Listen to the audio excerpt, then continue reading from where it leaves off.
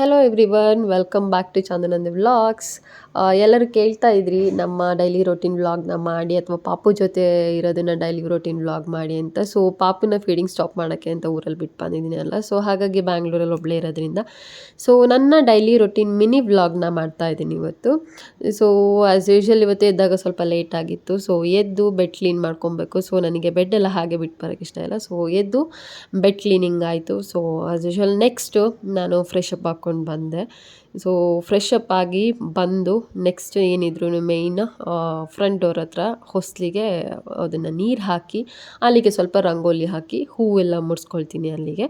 So ಅದು ನನ್ನ next routine ಯಾವಾಗಲೂ ಇದು. ಅದಾದಮೇಲೆ next as usual 1 glass hot water ಕುಡಿಬೇಕು ಎದ್ದ ಕೂಡಲೇ ನನಗೆ.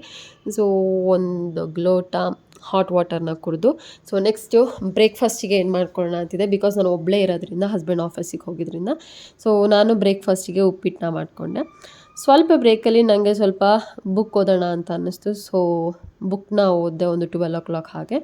ದೆನ್ ನೆಕ್ಸ್ಟ್ ಮಧ್ಯಾಹ್ನ ಊಟದ ಜೊತೆಗೆ ಒಂದು ವಾಟರ್ಮೆಲನ್ ಜ್ಯೂಸ್, ಹಾಗೆ ಈವ್ನಿಂಗ್ ಮತ್ತೆ ಕಾಫಿ ಜೊತೆಗೆ ಬುಕ್ನ ಓದಿದೆ ಸ್ವಲ್ಪ. ಸೊ ನೆಕ್ಸ್ಟ್ ನೈಟು ಊಟ ಎಲ್ಲ ಆದಮೇಲೆ ಸ್ವಲ್ಪ ಮೂವಿ ನೋಡೋಣ ಅಂತ ಹೇಳಿ ಮೂವಿ ನೋಡಿಕೊಂಡು ಹಾಗೆ ನೆಕ್ಸ್ಟು ಮಲ್ಕೊಂಡೆ. Thank you all.